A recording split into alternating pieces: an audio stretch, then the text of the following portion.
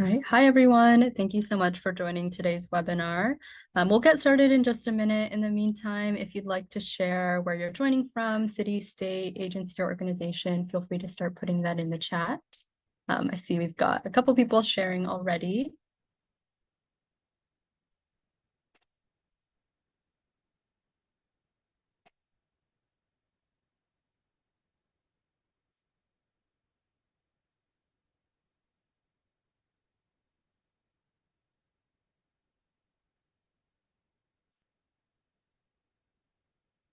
Great, thanks so much. Okay, so we can go ahead and get started. So thank you so much for being here. Welcome to the second installment of our webinar series, Supporting Decision Makers Using Opioid Settlement Funds.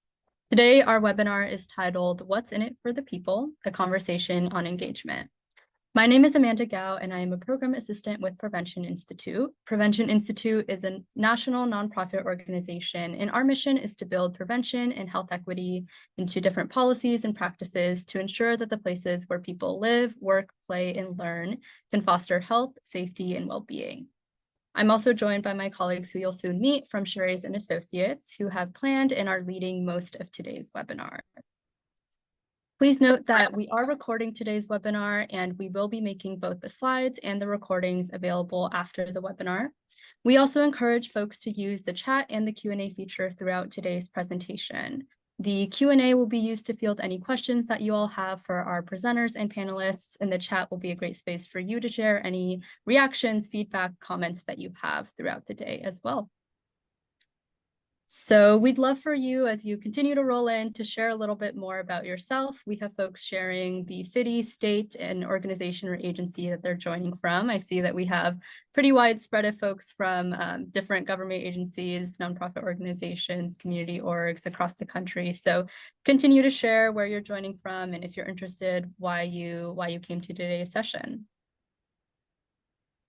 I also would like to share that today's webinar series is supported by a cooperative agreement with the Centers for Disease Control and Prevention, an agency within the Department of Health and Human Services. The content of today's webinar are solely that of the speakers and those who wrote today's content. It is not representative of any official views of the CDC or HHS. The project that this webinar sits in is also supported by the CDC's Division of Overdose Prevention and is co-facilitated by a couple partner organizations, including Prevention Institute, Big Cities Health Coalition, ChangeLab Solutions, SheRay and Associates, who you'll hear much more from today, as well as RTI International. If you joined our first webinar, you may have heard a little bit from Big Cities Health Coalition, and you'll also be hearing more from other partners in future webinars. So at this point, I'd like to pass it on to my colleague, Juan Gonzalez, who will share a little bit more about our project background. Thank you, Amanda, and hello, everyone. Now, together with the organizations that Amanda just presented, and really throughout this project, we are working to support decision makers like yourselves in identifying, selecting, and funding evidence-based strategies that prevent drug overdose and reduce, and really ultimately eliminate the consequences of substance misuse. Through direct technical assistance and capacity building opportunities like this webinar series that we're hosting, we are also working to grow stakeholder understanding of approaches to implementing settlement dollars across the continuum of substance misuse and through the continuum of prevention, which we've included on this slide. So really thinking about both primary, secondary, and tertiary prevention approaches to this work.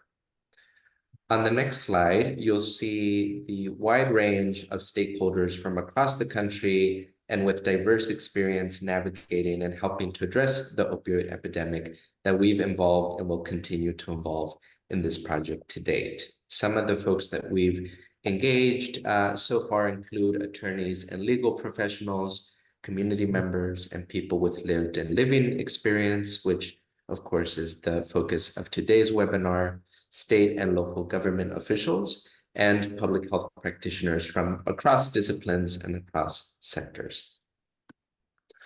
Our anticipated project outcomes on the next slide include an increased understanding about the evidence base 4 potential uses for opioid settlement dollars at various levels of prevention, again, sort of along that continuum that I shared earlier.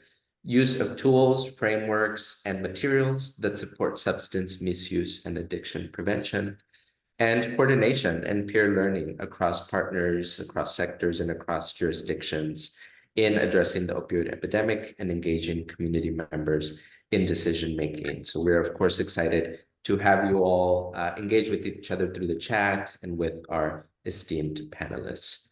Now, before we dive into today's content, we wanted to share a few considerations to have top of mind. The first is that we will be using the term people with lived and living experience throughout today's webinar, which the SheRay's team will define for us in greater detail. We are leveraging this term after hearing it increasingly used and increasingly promoted by our partners at CDC and other sectors of the field to better represent folks who either have been or are currently being affected by substance use. We at PI firmly believe that their knowledge and direct experience with the opioid epidemic are critical to include in settlement fund processes to shift power to those communities that we know have been historically and systematically excluded from decision-making conversations like these. We also recognize that today's webinar will include only a discrete set of approaches and a discrete set of terminologies and is not intended to be a comprehensive summary of how to engage people with lived and living experience in this work. So to that end, we definitely invite you all to share any of your reactions, your comments, preferred terminologies that you all have been using in your work, or feedback writ large through the chat, the Q&A box, and we'll also share an evaluation survey with you all at the end of the webinar. Lastly, and Amanda did share this, but I think it is worth sharing again, what is shared today by presenters and panelists does not necessarily reflect the views of CDC, Prevention Institute, or other partners we have engaged in this work. But we are, of course, excited for you all, including myself, to learn a whole lot through today's session. With that, I think we are excited to get us started, and I'll turn things over to Tracy Johnson, Managing Partner at SheRay and Associates, LLC, to share more about their role in the project, their work to date, and of course, to introduce our esteemed group of panelists. Tracy, I'll pass it to you. Thank you, Juan. I appreciate it, sir. Welcome, everyone. We are excited to have you here today. We're excited to see that you're willing to listen and learn some things, as well as participate via chat. And it's exciting to be here. So just to tell you a little bit about SheRay and Associates, our COO and managing partner is Raylet Johnson. And then I have also with myself as managing partner, we have our project lead on federal relations and quality assurance specialist, Ms. Costella Green. Next slide, please. Just so you all know, one of the unique things about SheRay and Associates, we are a national training and technical assistance team, and we are excited to work with Prevention Institute and our other partners to bring this to you in a way that builds opportunities for learning, particularly about the opioid settlement resources that are available for you. We really look at information gathering through this process. We've been working with everyone for quite some time, and we've had, we want to have nationwide conversations with people with lived and living experience. Next slide, please.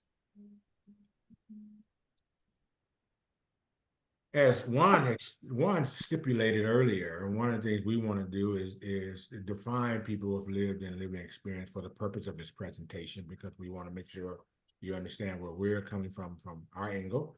We want to provide a really good overview of projects and process that we've taken to embark on getting individuals in the community and organizations in the community involved. And we want to have an overview of findings that you'll see to inform you all about what are some of the key uses for the opioid settlement funding, and give you some great examples by highlighting some emerging opportunities from very esteemed panelists. And also, we want to be able to offer through text and through other ways an opportunity for you all to ask questions via chat and to bring to us any ideas that you might have or want to bring up that might be useful and thoughts that you want to have. We are here to serve. And we also know that you can turn your cameras off for right now if you have them on until we need, and then we'll move forward from that point. Thank you. Next slide, please. So uniquely, what we've done over these past few months, we've talked about our objectives, and we want to definitely make sure that we focus on learn about the opinions of people with lived experience and living experience, which these opioid settlement funds and agreements are currently supporting.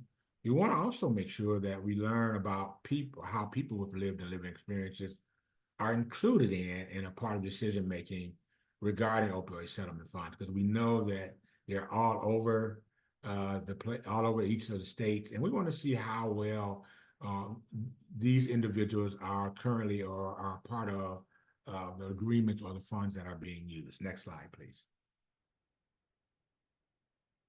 We also want to be able to define to you all, what do we mean by people with lived experiences and living experiences?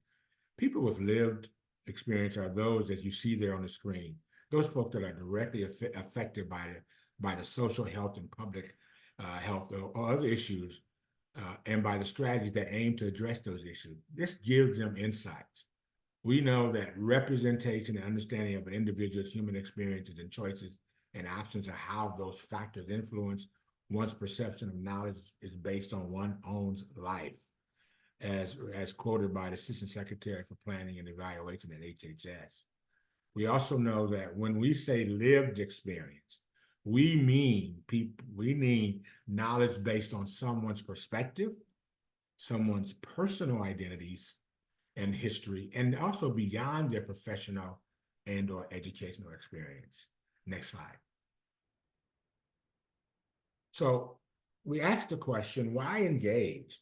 Well, you know, in our world at SheRay and Associates, we do several engagement and community engagement strategies because we believe that it's important to engage you all as well as the community in this work. So how does engaging really with lived experience advance equity? Because we know it's important for equity to be the center of this process if we're going to be striving for true community engagement, and particularly with people with lived and living experiences. So we strive for true partnership. We want to make sure that folks are engaged and can really help break down those sometimes power dynamics, and we want to help build community trust. And in some instances, have to rebuild community trust. And if we can strive for partnerships and collaborations, I don't mean collaborations, I truly mean collaborations, then we can have a meaningful, informed decision about what really needs to happen with anything that we do and work when we engage folks. We do it collectively in so many ways at SheRay and Associates, and this is another way we think by giving you ideas and giving your states, you can give your states ideas on why to engage folks at the community level, especially those with lived and living experience. Because from meaningful, informed decisions come that really improved equitable outcome. That we can develop really strong programs, good effective work, and good policies and practices that ultimately really meet the needs of the folks that are in the community that these dollars are going to serve. And they need to reach, the folks that we're serving really need to reach their own potential. And we realize that. And so if we can really engage, we will see a structure that will really make change truly happen, even with these dollars. Next slide, please. So the process without stigmatization, at SheRay and Associates, we really directly engage in conversations, as I said earlier, with people who have lived and lived experience over this process. And we've gained some key insights. We started back in September 2023 to currently, up until we still do it, even though it says February 2024, we've done it even beyond that. We went across 23 different state organizations, communities, and nonprofits. We've engaged in and facilitated numerous key conversations with individuals, both online like we're doing here with you, but also in person as well. We've had community conversations, we've had focus groups, we've had key informant interviews, we've had, as I said earlier, basic informal discussions. And who have we done it with? We've done it with a broad net of folks that we want to have different levels of opinions that are what we say really impact what the social ecological model that really factors all levels of influence. We looked at community level, base level of staff. We talked with partners and collaborators. We've had conversations with state and community human service leaders. We've had individuals whose family members have been affected. And we've also talked with individuals who are currently engaged in substance use. So we've really tried to really use this process and keep the level of stigma at its very minimal level. Next slide, please. Some questions that we ask both organizations and individuals are there in front of you. We've asked, do you have or heard about the settlement funds? And you're going to learn, and from my opinion, I've seen it that many people were, depending upon the level or stages they were at in organizations, some have and some have not. And we've asked questions like, are you a part of the planning team or part of the group that's connected in any way with the opioid settlement funds? You know, and we've asked questions like how much will or has your government, town, state, county, municipality, region, have they received, if you know? We went on to ask questions like, do you know what the opioid settlement funds will be used for? And how well do you know? And then we also asked, you know, are you aware of the process to disperse these funds? And so we wanted to ask questions to our individuals that we've done the past 8 months in terms of what they've seen they use to accomplish this and how will those funds be evaluated. This is truly a moment, we believe, for communities and organizations to really begin to ground itself and understand these funds are coming to a community near you. And so we've asked these questions to our numerous organizations, and in fact, some of them will be on the panel. Next slide, please. We've also asked questions of individuals, and we've asked questions to individuals in terms of some of the same questions. And ironically, in many ways, many individuals did not know about the opioid settlement. We went into deep neighborhoods and urban communities and rural communities and asked questions about that. We've asked them, are you or members of your family currently using? And did you know about these dollars? Do you think these dollars will be successful in operating those and supporting your folks in your community and your family? We've asked questions like, are you or the organization that you are a part of or know of are aware of the process how these dollars are going to be used in your area, in your community?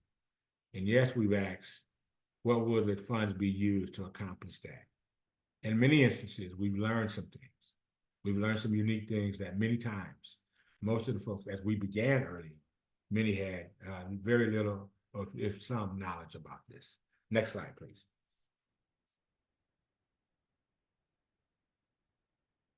So one of the things we did find, and one of the things we did find through our questions and answers is that as we look at it, these were some of the responses that we got back from our finding, that they really want these dollars how they want them used, is to be equitable, they want them to be ethical, they want them to be respectful, including working with folks in treatment, HIV, interventions, harm reduction, mental health and promotion. We also know that many of them wanted to make sure that it provided real good primary prevention, education-based thing to groups like coalitions, to working in the community in a broad sense, focusing on opioid prevention strategy. We also know that key findings have told us through this process that, it can really help improve college campus education and opioid prevention specific curriculums that can be developed from this. Thirdly, we said that this will provide good community engagement conversations that really get deep down in the community, that can help find out how to best use these resources to impact our communities. We did it through conversations, faith-based sessions, local roundtables. These are ways that can really be good key uses for these settlement funds. We also found that good cultural and traditional events across the Institute of Medicine continuum of care really can provide good services to multiple groups of individuals. And that's really important because it will help impact and address the social determinants of health that are there. And then finally, we knew that one of the findings said that we want to increase public safety. We know that this could do that by really getting first responders involved in trainings, working with missing and murdered Indigenous women, and human trafficking efforts. We realize this is a strategy that could really be supportive in using these opioid settlement fund dollars to really impact your community at the community level. Next slide, please. So what's emerging? Oh, there are more. I apologize, I forgot. We also know that these can provide naloxone and training. That could be a great use of that. It can improve the credible messaging that's out there, campaigns about these harmful effects that fentanyl, xylazine, and opioids are impacting the communities around the country. We know that uses of these funds could really focus on criminal justice, involve supports and reentry structures, and training, to teaching to individuals like elderly, as well as young folks. That we also have seen that these dollars can be used to improve housing for those who are impacted by opioid misuse, and provide grants and awards to really community grassroots organizations who are there at the level that can help reduce and eradicate this opioid issue. And it can really increase suicide prevention efforts. These dollars can really foster and help foster care and adoption were efforts to due to families impacted by opioid use.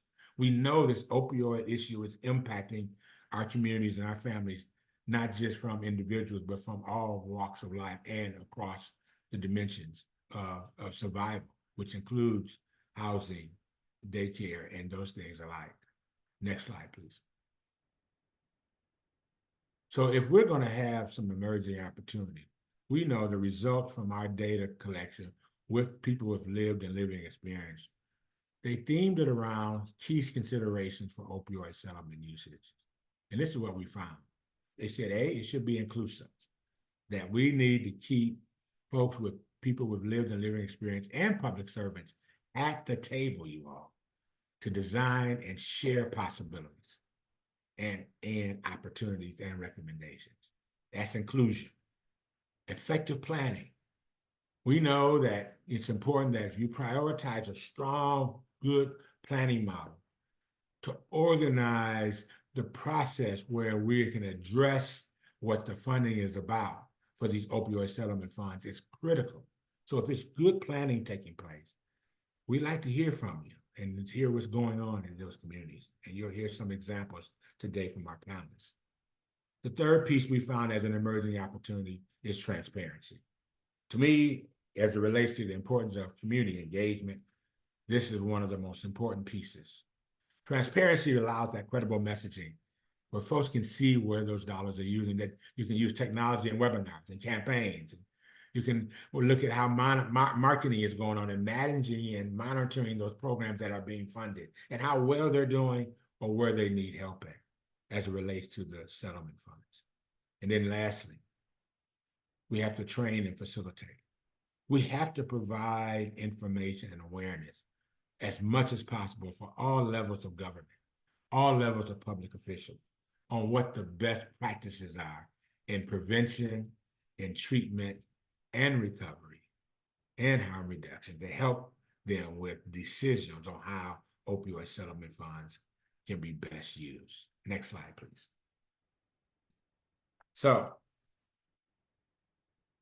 the last piece that I want to make sure is that it's important that we take these opioid settlement funds across our beautiful country and keeping the folks with people with lived experience and living experiences at the forefront.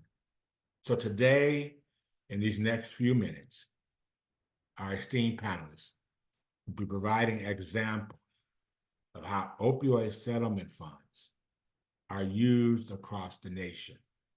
Now, each of these folks will be addressing the following from their viewpoint of experiences and from their lens.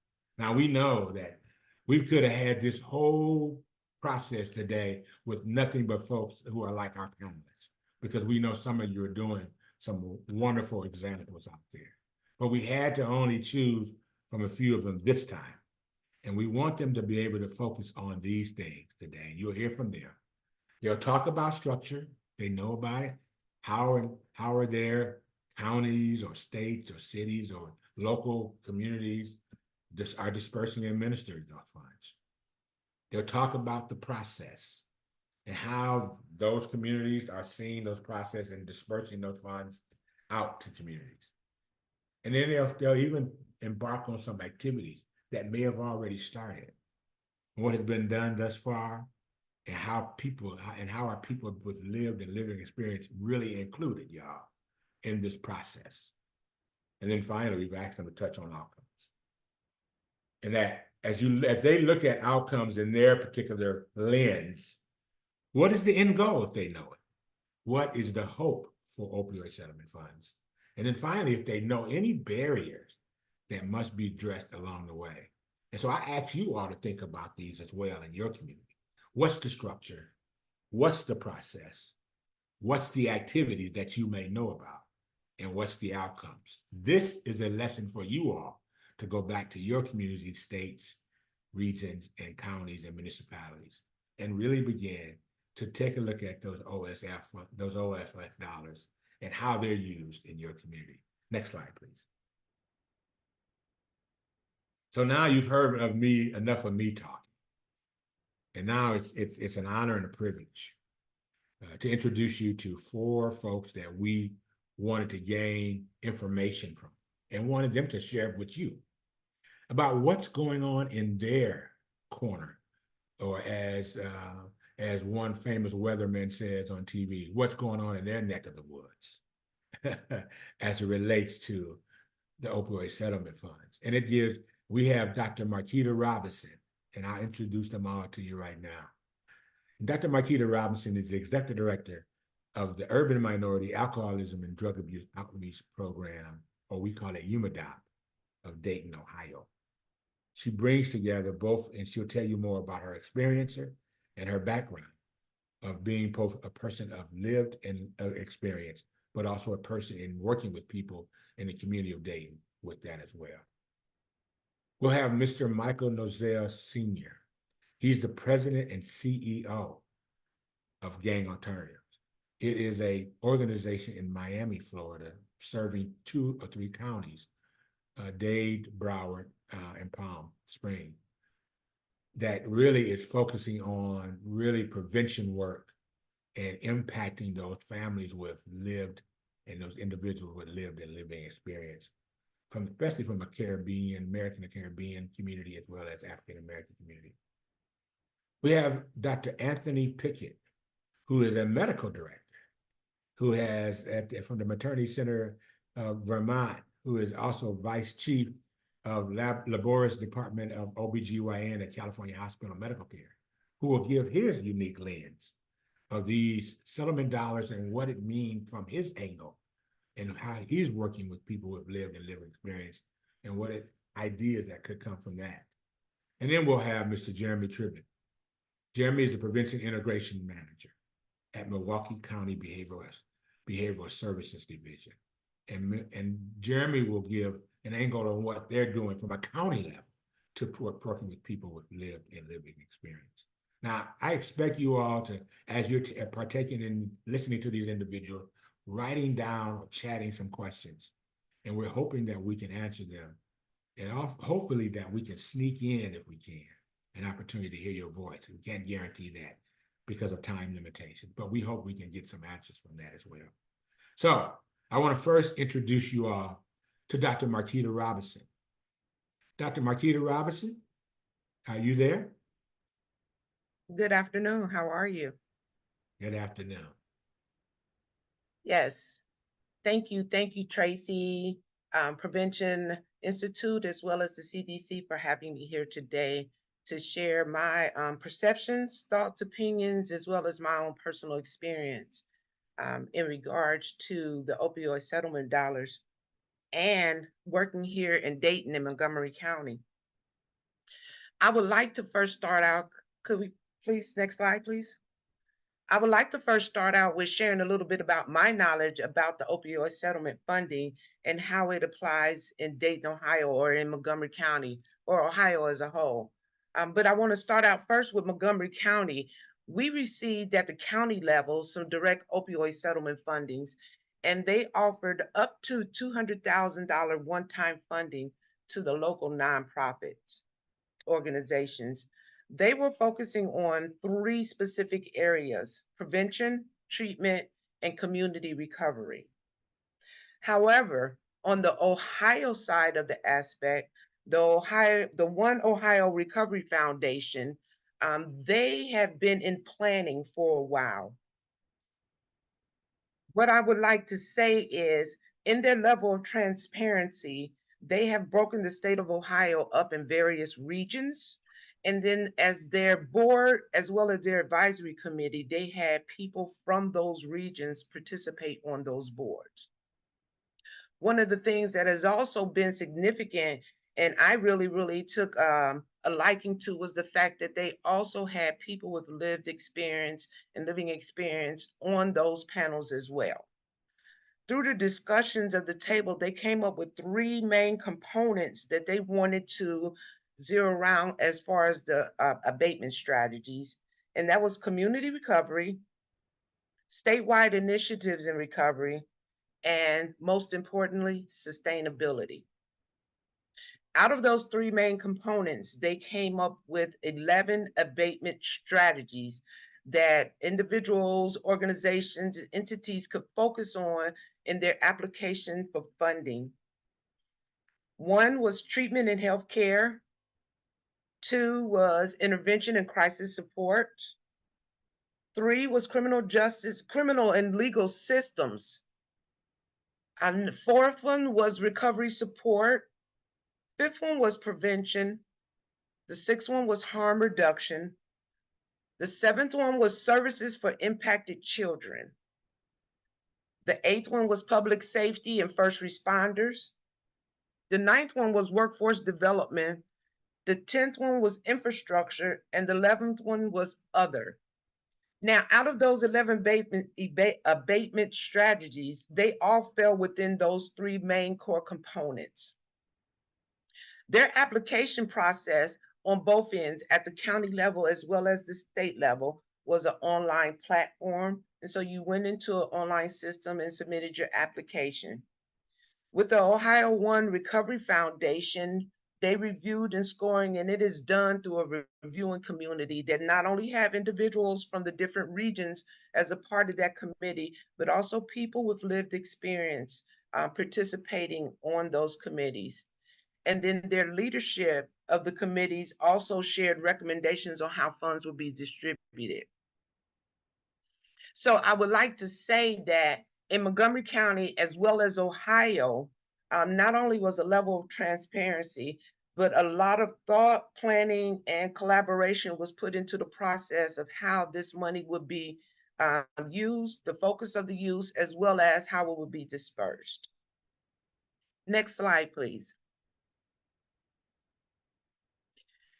One of the things that we know is, and health disparities is a major impact that is affecting us nationally.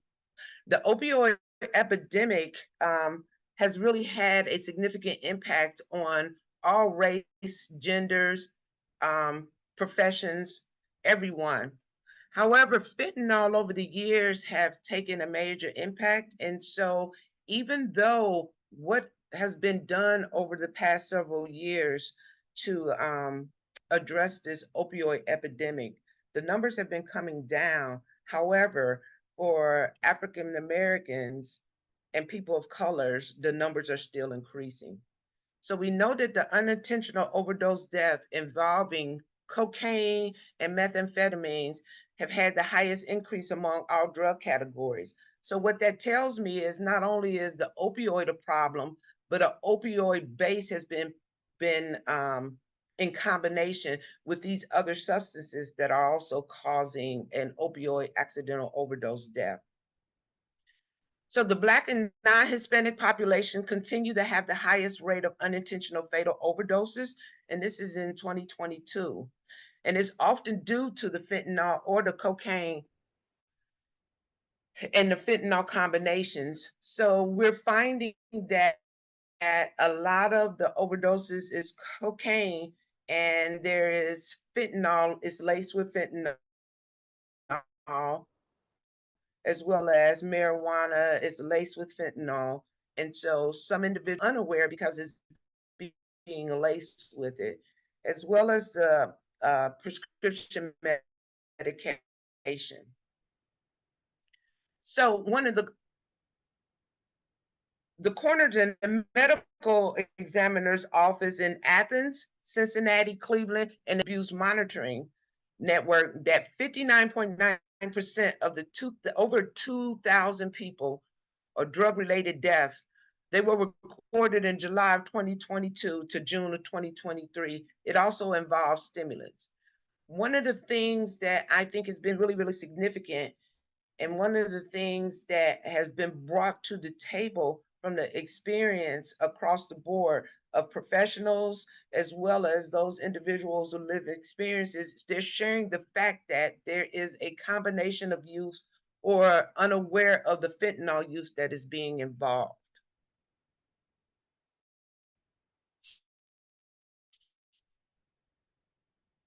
Next slide, please.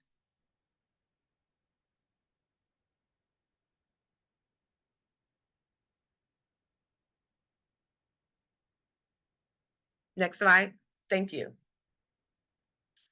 So, as I had stated earlier, people with lived experience, they're included in the review process, and they are a part of the planning committee.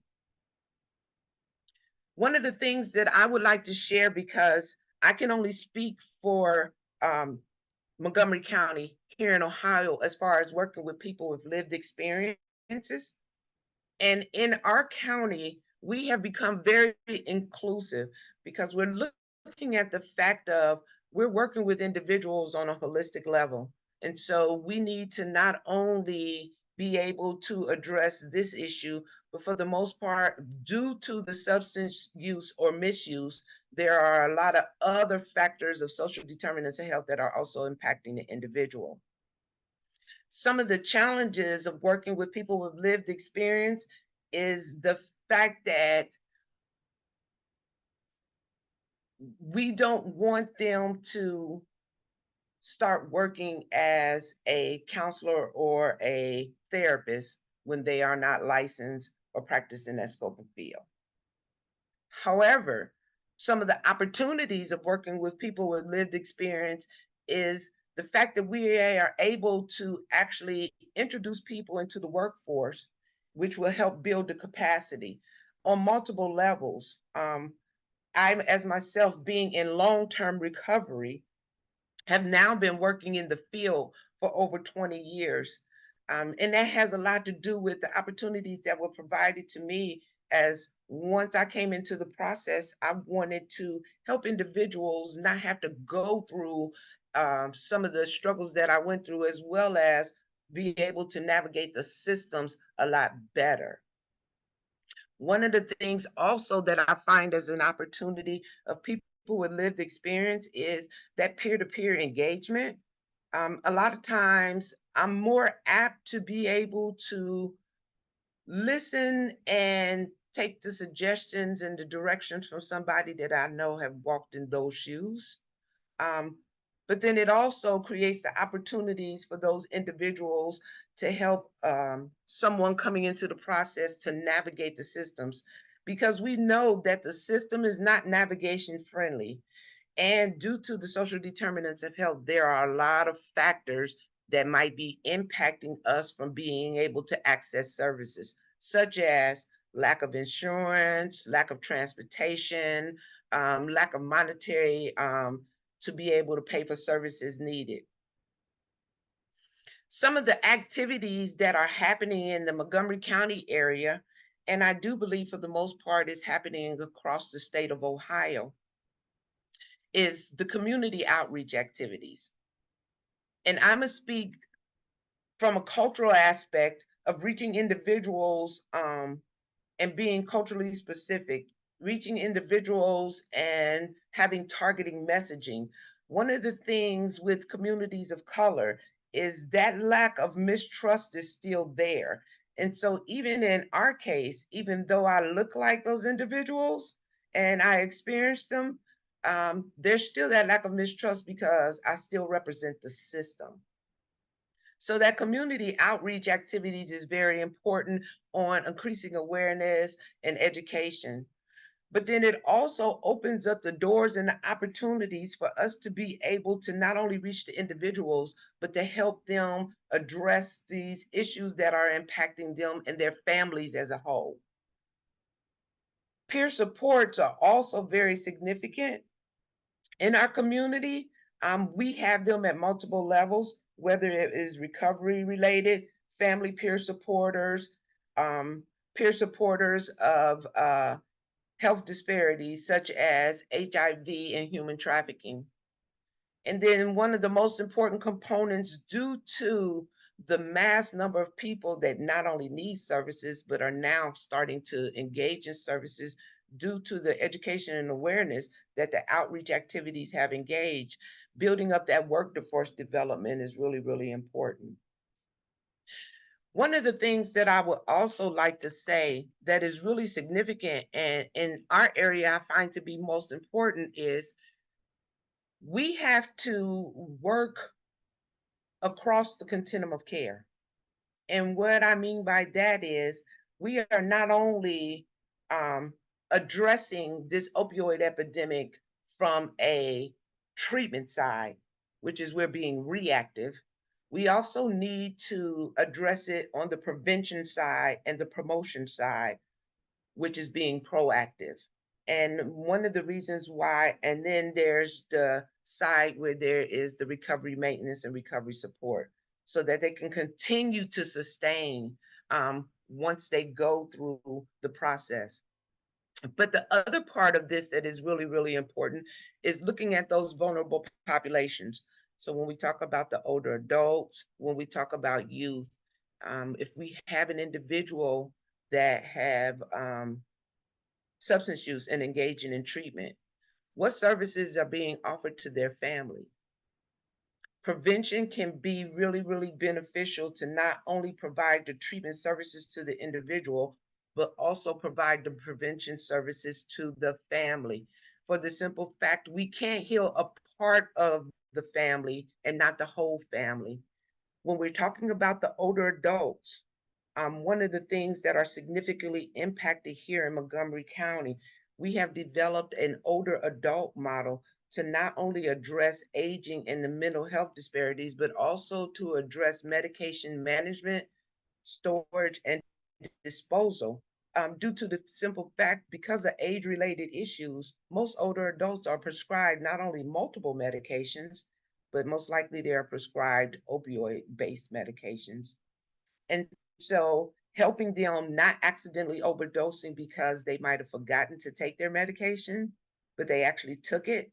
And so then they're retaking it and they're doubling up, putting themselves at higher risk of overdose, or they're not taking it at all and putting themselves at a greater risk of health disparities. But then the other significant impact that occurs with our older adult population is the storage. Due to the fact that a lot of medications that they received are opioid based, the fact that family members, friends, individuals can come in and steal their medication from them. So helping them with the storage of their medication, as well as managing and properly taking it. But then there's also the factor of properly disposing of it once they no longer need that medication. The other important component that I have found when we're talking about a holistic approach, and when I'm speaking of a holistic approach, I'm not only speaking on the individual, I'm speaking on the community as a whole.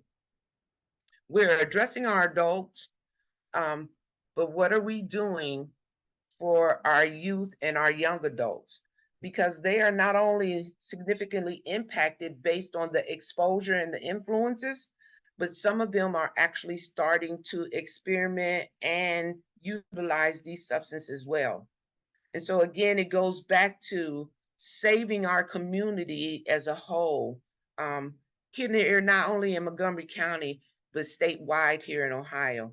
And I am truly grateful for the state opioid settlement dollars to bring monetary resources to help us expand our services out into the community and to individuals that not only need our services, but those that want our services and those that are not even aware of our services, so that we can bring that awareness to them.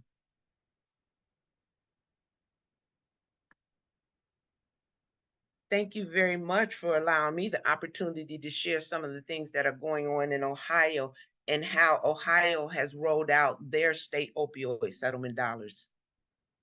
Thank you, Dr. Marketa. You are excellent in what you provided, and we appreciate the opportunity for you to showcase your information. We ask that the audience please keep your chat questions on, put them in the chat. And we definitely want to, if you have any questions for Dr. Marketa, please feel free to do so via the chat, because we're going to open the opportunity for them to respond after everyone speaks. Now it gives me great pleasure to introduce to you again Michael Nozile, President and CEO of Gang Alternatives. Mr. Nozile. Good afternoon, everyone. Good morning. It depends what part of the country you're listening from. My name is Michael Nozile. It's a privilege and honor to be with you today. I am currently the president and CEO of Gang Alternative, Inc. in South Florida. We serve 3 different counties: Miami-Dade County, Broward County, and Palm Beach County. Our 5 pillar services, under 5 pillar services, which is positive youth development, family strengthening, health and wellness, workforce development, and community uplifting and partnership. I've been in this community for practically all my life. We moved to the state when I was 11 years old in Miami, Florida. I had an opportunity to see the ups and downs on the substance misuse issue here, whether or not we're talking about the 80s, 90s, and the 2000s. So now let's talk about the opioid settlement dollars when it comes to South Florida. Next slide, please. So in the state of Florida, especially in the Tri-County, the opioid settlement dollar funds is distributed directly to 247 counties and municipality. It does not flow through the Department of Children and Families or the managing entity. And our managing entity, we have 7 managing entities here in Florida. 1 that serve Miami-Dade County out of the 7. The regional funds is separated by 2 different funds. The regional funds is divided into 2 separate streams. 1 for qualified counties and 1 for non-qualified counties. The qualified counties are defined as this: has a population of 300,000 individuals, and the non-qualified counties, there are about 47 non-qualified counties that receive funds through the managing entity for the non-qualified entities. As you probably don't know, the legislation appropriate the states to fund the department through the annual General Appropriation Act. Next slide, please.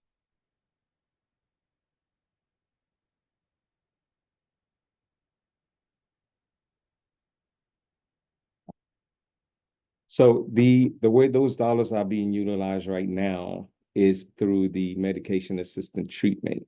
And now, one of the wonderful thing about the medical treatment, the medical assisted treatment, is that our first responders are the one that actually sees the patient first. So a lot of the medical assistant goes there to assure that the fire department get the majority of those dollars. And the second aspect of how those dollars are distributed is to coordinate opioid recovery network in addiction care in the county. Also, we have another program, which is the hospital bridge programs here in Miami-Dade County, and the peer support and recovery community organizations. So that is the main 4 areas that we all focus on when it comes to the opioid settlement dollars in Miami-Dade County. You know, I shared with the group before, I would have loved to see how, as a community or as a state or as a country, to have, and I have to put my prevention lens on when I'm saying this, because, you know, that's my heart, and that's where I think we could solve a lot of the issues that we have when it comes to substance abuse, misuse as a whole. It's basically to take a look at a comprehensive approach collectively as a community or as a state or as a country to address prevention and intervention when it comes to substance misuse. And I think overall, I think we've been talking about this not only locally, but even nationally. We've been talking about that for a long period of time, but we have not yet, in my knowledge, experienced that collective approach by looking at the different sectors to have the same approach in looking at prevention and intervention to address this misuse very early on, whether or not we're talking about elementary school, middle school, and even high school.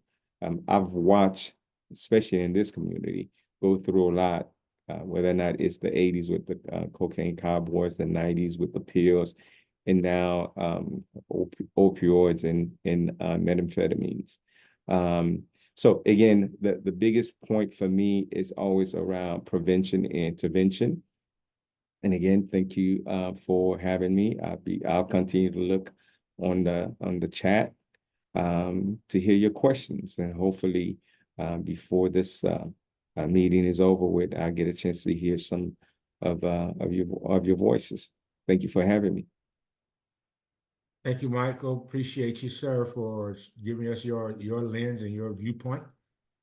And we appreciate that. And we'll have some, I'm sure there'll be some questions as it relates to youth programming and how the settlement dollars you would like to see them used in your scope of work. Thank you. Next slide, please. Let's go to the next slide, Dr. Pickett. Thank you. Our next presenter will be Dr. Anthony Carl Pickett. He's the medical director and chief executive officer of the Maternity Center of Vermont, as well as the vice chief of the Department of OBGYN for California Hospital Medical Center in Los Angeles, California. Dr. Pickett, are you there? Good morning, Tracy. Good morning, sir. To all, welcome, and thank you for having me and allowing me the opportunity to participate in this webinar. As Tracy mentioned, my name is Dr. Anthony Pickett, and I'm the Vice Chair of the Department of OBGYN at California Dignity Health Hospital in Los Angeles. And I'm also the Chief Medical Officer of the Maternity Center of Vermont, and I've been so for over 30 years. Both the hospital in which I work and my clinic are located in resource-constrained areas. We are, I guess you could say, at the epicenter of where people with lived experiences reside. Now, this is not by chance, but rather through years of taking on a disproportionate burden of healthcare for the most vulnerable amongst us and those at most need. This has been the case due to inadequate funding. Now, grants and funding are only impactful if they find their way into the hands of the end users. And to this end, I'm here to really just provide you with a brief anecdote. That in the hopes that as you craft policy, you can keep this in mind. In 1998, the state of California and 46 other states' attorneys generals entered into a settlement with the 4 major tobacco companies. This is the so-called tobacco settlement funds. Now, as a part of these funds, they were to go to increase reimbursement for doctors and hospitals who bear a disproportionate burden through underpayment, through actual years of underpayment. Now, two issues arose that should really serve as a cautionary tale for the opioid settlement funds. Number one, there was an expiration date in order for doctors and hospitals to receive said funds. And number two, there was a woeful lack of publicity regarding the availability of these funds. Now, personally, by the time that I learned about these settlement funds and dollars, as well as the hospitals, they were no longer available. Not until Tracy and SheRay Incorporated reached out to me was I even aware of the opioid settlement funds. The benefit of the impact of opioid settlement funds really depends in kind upon their availability and the ability to get those funds in the hands of the end users. That is to say, those that are adversely impacted by these problems. It's not automatic. There's a process, but the process starts with vigorous outreach and widespread publicity. This cannot be a, quote, those who seek shall find situation. There needs to be an active campaign that may include perhaps direct outreach to contact the doctors, hospitals, clinics, and providers in those areas which have been adversely affected the most. These under-resourced areas are oftentimes not well connected, so it becomes our job to provide vigorous outreach. So my suggestion or value proposition is a simple one, and that is, number one, to make a concerted effort to craft policy to launch perhaps an ad campaign to publicize the availability of these funds, most importantly, directly to the individuals and healthcare providers, as well as clinics, and not just to rely upon word of mouth. You know, the very health and prosperity of our patients and our community really depends upon this. Thank you.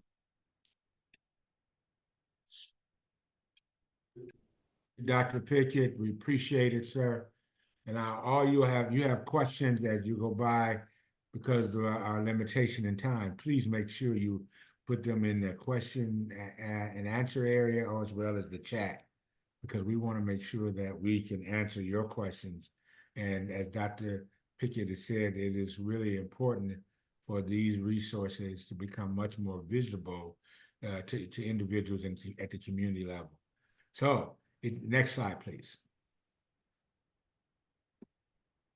It gives me great honor and opportunity to introduce certainly even though the last, but not the least, is Jeremy Triblett.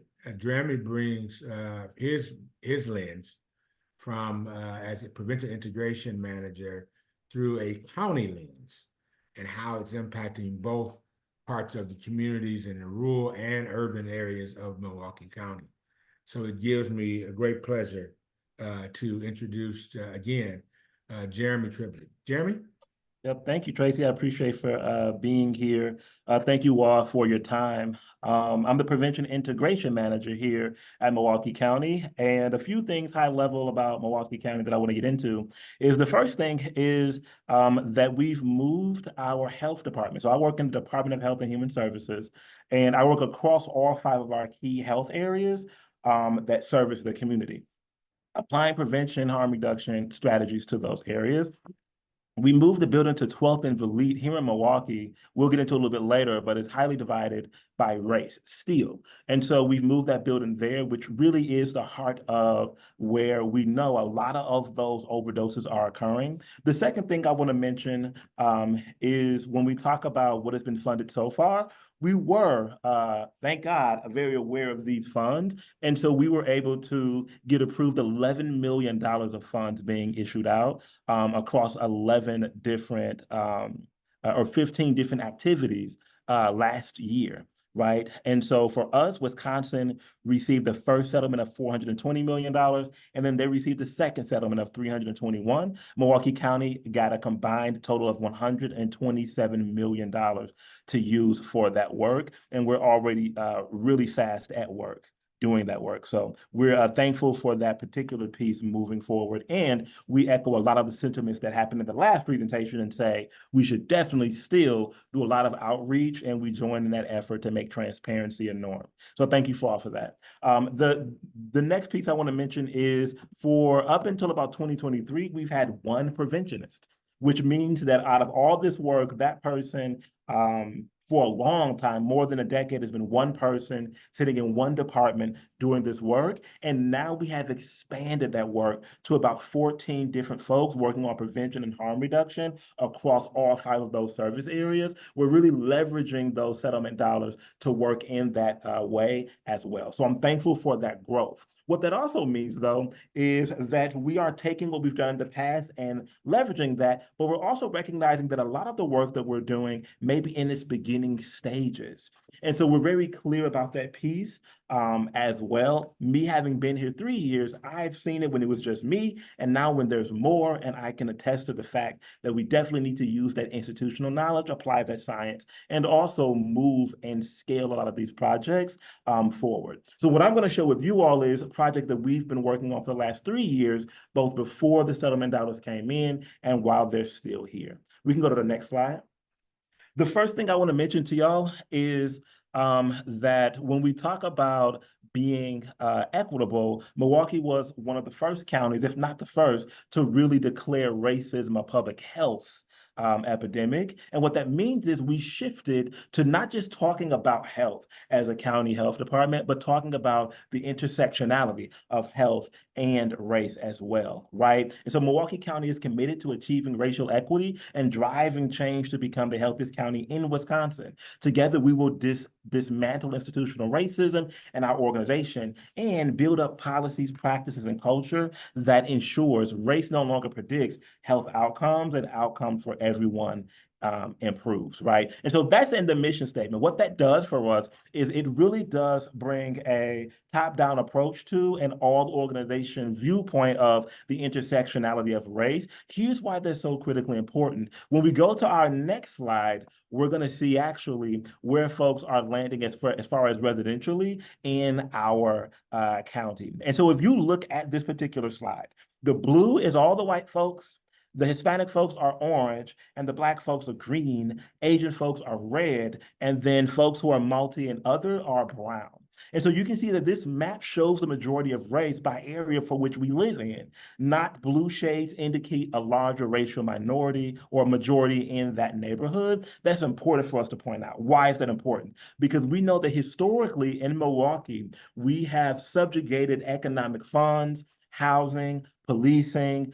Every institution functions differently depending on who lives there. We have the data to prove it. We're not just talking about disparate outcomes for folks.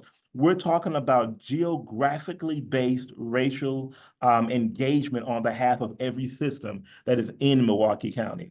Why is that important for us to know? Because we know that if you are Black or brown or whatever color you want to talk about, something beyond white, you have a higher likelihood of living in a poor demographic neighborhood and a higher likelihood of becoming a victim of undue racially led health into problems, right? And so that's important for us as a county to own that unfortunate history and reality, but also to do the work from which we do always comes from that lens. So when we go to the next slide that we have, here's how we're talking about our focus areas, right? We want to create intentional inclusion, bridge gaps, and invest in equity. And this comes from the top of the organization all the way through. We want to reflect the full diversity of Milwaukee County at every level. I have been making it my mission, right, to make sure all 19 municipalities in this particular county understand that we are for all of those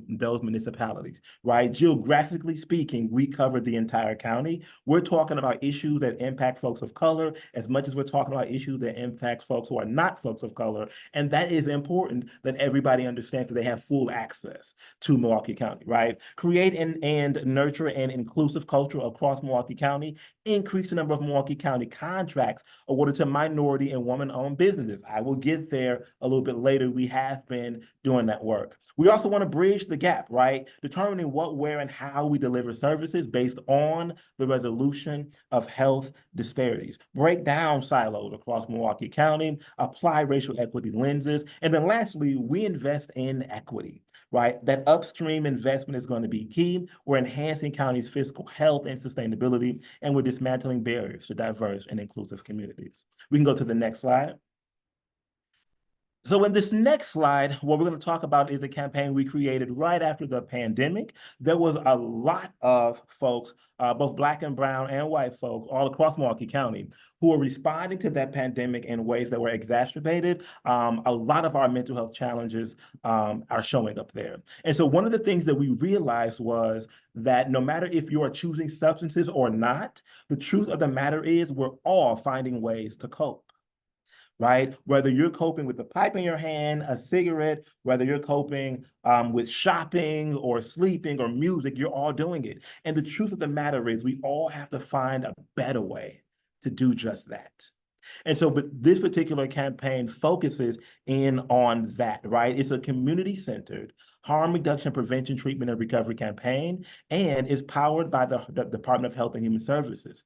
We're looking at a multifaceted movement that uses media platforms to promote services. We have Facebook pages, we go on the radio, we do all of those kinds of things. We also re-grant funds. To this day, we have already re-granted 3 different cohorts. Across all of them, we've done about $1.5 million to organizations that are in community doing that work. And now we just closed an application last week, Friday, that is going to re-grant another $3 million back into the community. Much of those dollars touch Black and brown hands. Much of those dollars touch folks who are leading organizations with lived experience and focusing particularly on communities that have a higher number of people who have lived experience in them. The Better Ways to Cope website, if you're going there, you're going to see that button below. It just says find better ways to cope with resources. We have a list of those resources on the website already for folks to engage in. The next slide, I'm going to show you all a video of folks who are talking about why they joined Better Ways to Cope at this time. Hopefully you all can hear it.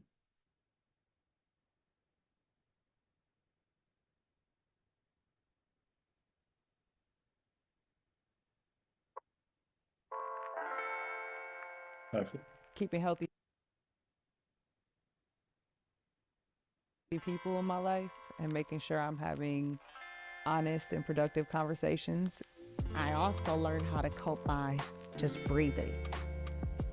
Understanding how to correctively support myself in a loving and kind way is, I think, that's been my journey around coping. Hot bubble baths with a nice Bath and Body Works candle. Yes. Gives me all the time. Because you can't pour from an empty cup. This is an example of the type of communication we're giving out to community. These things we're doing through paid ads on social media and in partnership with news sources. We want to find people from the community talking about the way that they cope. The folks in the video, 50% of them have lived experience and are currently coping and recovering all at the same time. And so we're really integrating that conversation and making sure we're lifting up the voices of people who actually have lived experience and the people who are servicing those who may be from communities of color as well. So when we go to the next map, it gets a little bit deeper, y'all. This particular map that we're looking at next, you're going to see is a lot more colors. And here's why so. This map actually represents it was created for evaluating vulnerability and equity data, right? Vulnerability and equity data. The CDC actually put out the vulnerability index. We pulled that into our mapping system to determine by color how vulnerable folks were. And we also have in there as well the overdose rates. So if you see the color yellow, we're looking at high overdose rates and low vulnerability, okay? If you're looking at the orange color, you're looking at high overdose rates and vulnerability, both high in overdoses and high as vulnerability. If you're looking at orange, you're looking at low overdose rates and low vulnerability. And if you're looking at green, you're looking at low overdose rates and high vulnerability. If you were to lay this map on top of the last one I showed you that had racial breakouts by geographic area, you would see that the folks of color are in the orange. It literally, when we talk about vulnerability and those indexes, they are literally on top of each other. So we have proof in this work that in Milwaukee County, folks of color are definitely experiencing more vulnerabilities. due to, in part, a lot of the systems, okay? Now, here's what's important for us to note about that. When we go to better ways to cope, our intention is to make sure we are providing more funds to agencies who aren't historically getting those funds. We've had deep, rich conversations about how we have contributed to vulnerability because we have a lot of folks in these communities who we have created systems like insurance policies. The application is too long. It's asking too many questions. Half of them are irrelevant. The people who are doing the outreach don't know who half the people are, so they aren't from the community. So we had to hire folks like myself who grew up in communities who historically are not funded by the county, right? Folks who have that prevention background. We also have to make sure we trim down the application process. We've gotten it as low as 12 questions max, right? We've also gone through fiscal agents in the community so that they don't have to, folks applying, don't have to come in through our system, which creates a disproportionate funding stream, right? So if we go to our next slide, here's all the agencies we've been able to fund so far with the $1.5 million over the last 3 funding cycles. But if you click one more time on that slide, you're going to see how many agencies are led by folks of color and or folks who have lived experience. And so we are really, truly trying to make sure we get behind agencies who are doing this work in a serious way. We found out we don't even have to lead the work. We just got to make sure the folks who are leading it, oftentimes for free, get the money they need to do it, because that is actually more equitable, right? And so that's important for us to lead in that particular fashion. The next piece I want to point out to you, lastly, is to double down on the equity piece. In our next slide, we've also produced trainings. Now, we've got TTJ Group and SheRay's Consulting. Thank you all for that. They came in and they offered us 2-hour virtual trainings, and they particularly offered it up because here's what we found in the application process. We weren't able to fund some people because they didn't even know what prevention was. The funny thing is they are doing prevention. It's just they don't speak prevention language. When you on the porch and your uncle tells you, hey, you don't want to do drugs because when I did it, I lost your auntie, my wife. That's prevention work, right? When you go in the house late at night and your mother's yelling at you about how the streets oftentimes aren't good for you, when you got to watch where you hang it, that's prevention work. And so it was us getting on the phone, literally getting on the phone with people and being like, did you hear about this application? Yeah, well, let me walk you through it. You've been doing this for a while, right? You've just been doing it as a doula. And you don't know that when you say things like African-American women have a higher likelihood of using substances while they're pregnant and losing their babies, you're doing prevention work. It just looked like doula, right? And so let's grab the doula who understand the intersectionality of prenatal harm and substance use and have them have this conversation with TTJ Group and Tracy and them and say, hey, y'all doing that work, right? And so we brought them in because we want to make sure we bring the content to them. This is all free content, all virtual content, and we got recordings. TTJ Group even went so far, shout out to them once again, in that they took all of those hour-and-a-half trainings that they did last year, they doubled back this year, chopped them up into smaller training sets, 5 and 2 minutes, so they can have learning modules, and they made handouts for all the modules. So now we can create a toolkit where anybody who doesn't understand prevention can look at folks who look like them, who come from places that they come from, and learn, even in a micro-learning fashion, how to get this work digestible and understand that they're a part of it. The other work we've been doing is with RBJ Group, where we brought them in because we found out a lot of agencies who are small, folks of color, folks who have been underfunded, they literally don't even know how to do half the stuff we ask them to do. And guess whose fault that is? That's our fault. We've created processes that restricted people who are doing this work from being able to institutionalize the work that they're doing. You should be able to apply for this money even if you aren't good at understanding numbers, how to do Excel spreadsheets. Don't let me pull in all the systems that really do a disservice for our Black and brown communities when they don't teach us all of these things, or bringing in other issues that contribute to our inability to learn in schools. I'm not saying that we're victims of the system. I'm saying the system is working correctly, right? And so because it's working correctly, we have to course correct that work as well. And so in doing so, we said, we're gonna bring in Rashida and she's gonna teach you how to answer questions on applications, all for free. right? She's going to teach you the importance of doing your research and where you get it from. I told her in the training, I said, I don't want no fluff. I want you to literally, from the moment you start to the moment you stop talking, give them the answers to the test, right? This ain't just an open book quiz. There is no quiz. We're telling you what the answer is in every facet, right? We're doing this because what we found out was there was gatekeepers in our community who work in institutions, and they're not trying to give you information. And when they don't fund you, they tell you it's because your application wasn't up to par. We said, if we don't fund you, we're going to tell you exactly why. It's because on question number 2, you didn't actually answer it. It's because you didn't get nobody to edit your application.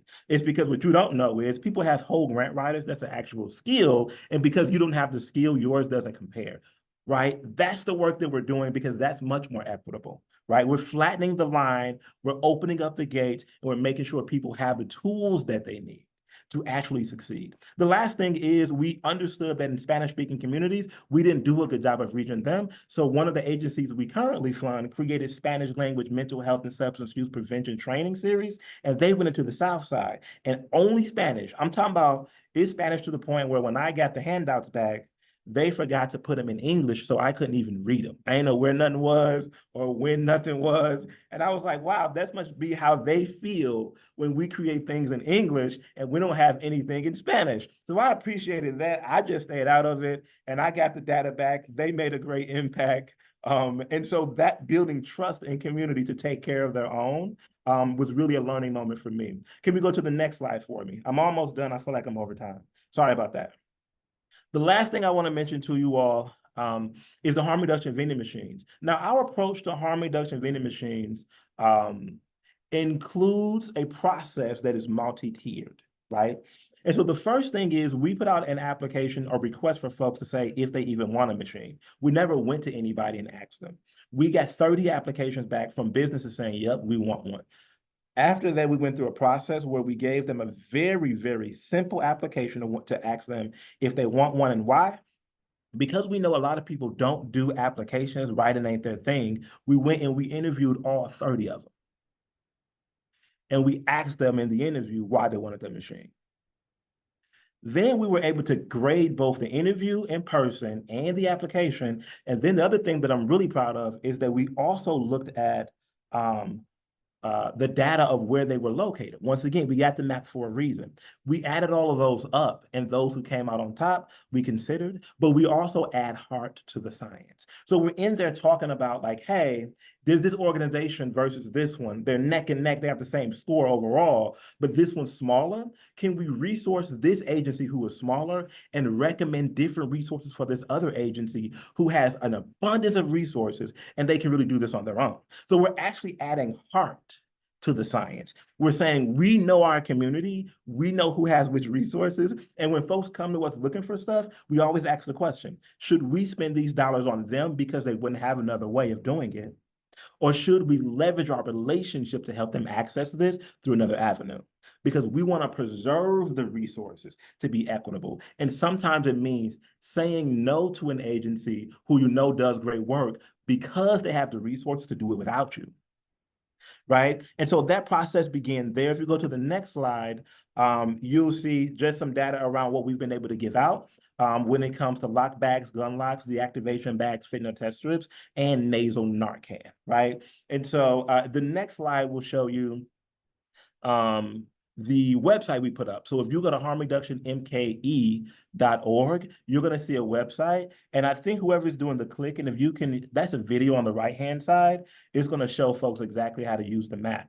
There you go. So when you press play on that, it shows you on this map, you'll see that if you just type in where you are in the city, it's going to show you where the vending machine is nearest to where you are. Once again, we're trying to bring resources to people where they are. And so if you do that and then you scroll back, it'll show you that within 1.8 miles or 3 miles, here's all the vending machines in your area. You can also click on this particular map and it'll show you directions as to how to get to the machine, right? And so that finder tool is critical because what we found out is In order to do harm reduction correctly, you have to change the behavior of folks who are doing the substances. And the behavior we're trying to get at is you can take accountability for if you decide to use Narcan or not, right? We can click forward. The next piece about this project that I think is critical is that here are the agencies we've been able to select, right? So we've got folks across, I think, 4 different municipalities out of the 19. That's growth for us. We also have it in, folks have them in, listen, sobriety centers, recovery houses. We got them in diversity and resilience services, folks who are LGBTQ. We got folk in Oak Creek Fire Department. We got it in health centers, nonprofits, all that kind of good stuff, y'all. The point I'm making here is we got them everywhere in different places, and the map on the left-hand side shows you that we are trying our best to get across the county, and it shows you that because the data mentioned that we have a higher vulnerability and overdose rate, particularly in the middle of Milwaukee where most Black and brown folks live, we end up having a cluster of machines more closely there. So while we're reaching the whole county, we're not neglecting the data that leads us toward those conclusions, okay? And we can click one more time. All right, the last thing I want to mention is when we did research, we found out Americans only wanted to walk about 10 minutes from their houses to go anywhere. And we also find out that's about a 20-minute drive. So what we decided was we would look at saturation from this perspective. How many people, the number of people, not the rate, the number of people passed away in a 10-mile radius or a 10-minute drive radius around the vending machines we put out? And the reason we did that is because if we're going to have them in mostly vulnerable neighborhoods, we want to know if we put a vending machine here, educate the community, and do events that really go door to door, because we also canvass door to door. If we do that, will the number of people who pass away in that neighborhood decrease year after year, right? So we're not just saturating the entire county, we're leveraging that to saturate specific communities, and we're doing that in that way, okay? I think that's my time, so I'll be quiet now. Thank you all for your time. Jeremy, thank you very much, sir. Thank all the panelists. I am extremely happy that you all had, and we got questions. So as we want to just, I think my team has some questions. I think there's some for Jeremy, there's some for Dr. Pickett, there's some for Mike, there's some for Dr. Marketa. I think there was one for you, Jeremy, one for Dr. Marketa. Sure. And one for a couple of you for Jeremy and Dr. Marketa and Dr. Pickett and Mike. Mike, starting with you, was it with my back team? Is there one for Dr. Robinson that I missed earlier? Anyone want to unmute their mic? Let me start with Gina Maria Roca. This question is from Mike Nozile. What are the differences between the core network and the hospital bridge program?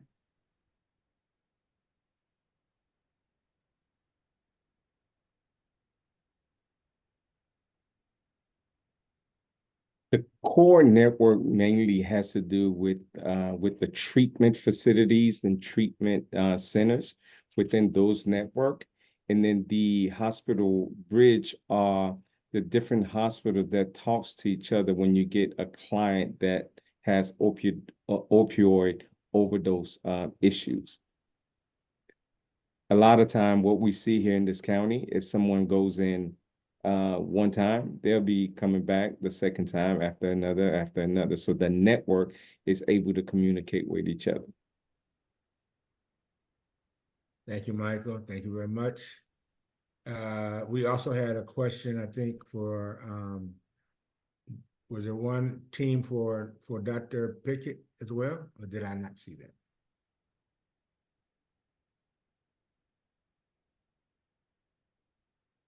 Okay. We're looking for that, but right now they want to know what's in Jeremy's vending machine. Oh, okay. We picked 5 items. We picked gun locks because we know that people who are dying from suicide have a higher likelihood of using guns and or substances to die by suicide. So that made sense. Put that there.